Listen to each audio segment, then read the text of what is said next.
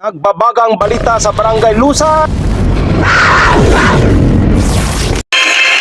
Ito yung naabutan namin kung saan ay tinama ng isang sasakyan at mga gilid ng sa paligid na ito, pati ang mga kahoy at dito mismo sa kanilang umahat ay hindi na nakakapasok yung nag-aaral ng Arabic dito mismo sa amin pinuntahan ng Barangay Lusay, bayan ng Mama Sapano at abangan nyo po ang interview natin kay Barangay Kapitan at ito ay talagang sinadya namin pinuntahan at lumikas yung mga tao. Kasalukuyan dalawa na lang yung natitirang tao ng mga bahay kasi kagabi nagumpisa sila ng bakbakan 9 ng gabi hanggang alas 4 na madaling araw ang kanilang bakbakan at sa gitna ng tensyon ay nagsilikas ang ating mga kababayan. 105 po ito at kasalukuyan hindi pa natin malaman kung sino po ang kanilang katunggali or naging engkwentro sa bakbakan at pinaliwanag mismo sa amin ng mga residente at dito mismo no at kasi pinuntahan nila yung mga gamit nila. Ang ano? Yung puno na yan. Yung puno yan, ito. Puno ng. Ayan, Ito.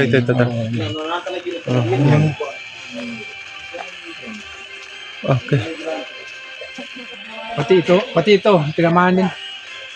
Yan o. Oo, ito. Ito.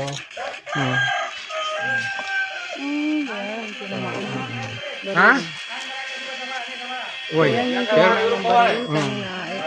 Hi, Bapa. dami sinturon.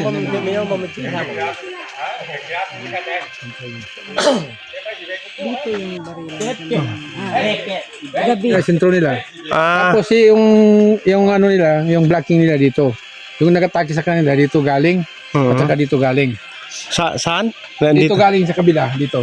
Tapos yung kabila dito naman galing sa kabila dito. Ito ang pinakamin. Kuha nila. Yan o. Yung bahay na makikita nila yung bahay. Yan. Almost ano yung layo dato? Siguro mga layo siguro mga 200 o 150 Meters. Ito yung target. Ito ang target. Ito yung target. Dito yung tayo. Anong grupo yung nandito dato yung binanggit ni Kap? Ito ba yung 105? 150 ito 150. 105 Tapos ito hindi pa namin alam kung ano ang Anong grupo? Pero tao lang ano din. 115. Tapos yung men ang pinaka Dito yung kalaban. Dito ang sila ang Dito yung ginatake. Tapos doon yung Yung nag-atake yung taga doon. Taga doon. Tapos nandito. Nandito. Saan yung namatayan na binangkit ni Dato? Sa kabila. Sa kabila. Sa kabila yung tinamaan. Dalawang na tapos yung isa. Okay. Mga ilang grupo kaya sila Dato? Gabi. Gabi. Tumapos hanggang alas 4. Tumapos ang alas 4. Grabe. Kaya pa na nagsilikas yung mga tao dito. Oh, wala nang tao dito. Puro nag-evacuate lahat ito. Ito. Isa pong magandang pagkakataon at tanghali no at pinuntahan at sinadya natin si Honorable Barangay Captain Faisal Pananggulon ng punong barangay ng Lusay. Barangay Lusay no at bayan ng Mama Sapano, lalawigan ng Maguindanao del Sur at makakuha tayo ng update kaugnay po nitong bakbakan at anong mga grupo ito at may mga nasawi at bilang kayo ang punong bayan ngini madalon ka dato sa kay barangay captain siya armon mga minatay ngingan ng mga grupo ben. Assalamualaikum warahmatullahi taala wabarakatuh. Yako madagusan niya ng gula, kaginan niya na bapagalyabon na yama piasa niya na dulanan atau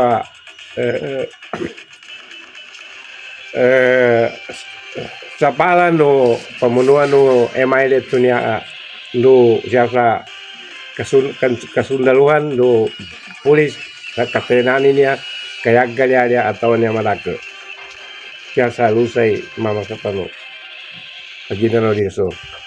Dato daabon minatay. Saan niya ba mga nanggula kinatibakan niya?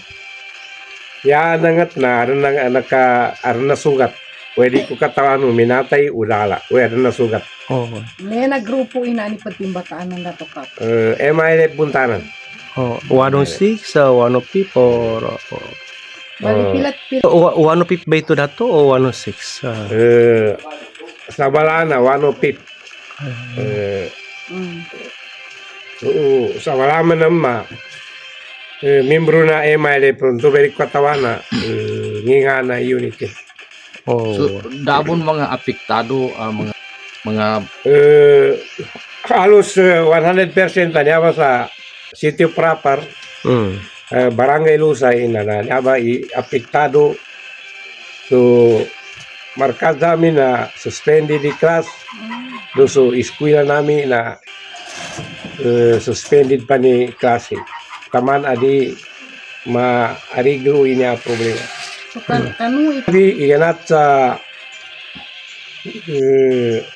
mga 9 o'clock ito. Tama na mga 4 p.m. Niya ang gulo ning kap. Sabab na sagar kina aron so arna timbak siya ba, so siya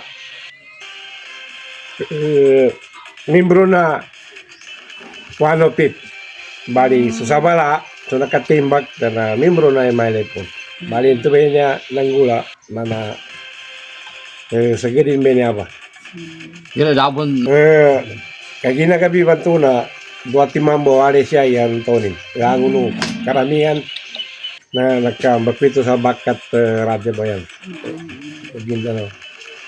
so means Niya ko panawagan sa pamunuan na Pansamuro government do siya sa kasundaluhan sa pulisan natin na niya tumapan siya do siya kaslasan niya so local government unit tumama sa pano si mayor tamanan sa provincial governor na Maguindanao Resort sa tabangan kami nila sa masita din niya sa mapya ng gulap ka yaggalya atau niya madako. Anto ba bagani nami may inya ang problema ka mamubuni niya kung masugat ka papagalyabot.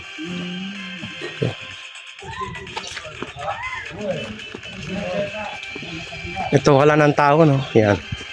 Nagsilikas yung tao. According doon kay Barangay Kapitan, dalawang bahay lang yung natira dito. Dahil sa bakbakan, simula ng alas 9 ng gabi, tumapos sa madaling araw, alas 4. At suspended na, wala na nag-aaral. Yan. Ito yung tinamaan na minivan. Yan. Yan. Ito. Oh. Ya, boleh bala niya. Ah. Ito yan. Saan ka dekat ka. Tapupukan sa mano. Oh, ito. Pakaya na magkuhanin. Oh. Ito yung laban na tinamaan ng bala. Don. Yan. Ito. Pero itong van na ito, nakaparking lang dito. Dito lang yun. Parking lang. Dito yung talaga siya. Umabot pala talaga yung bala dito. No?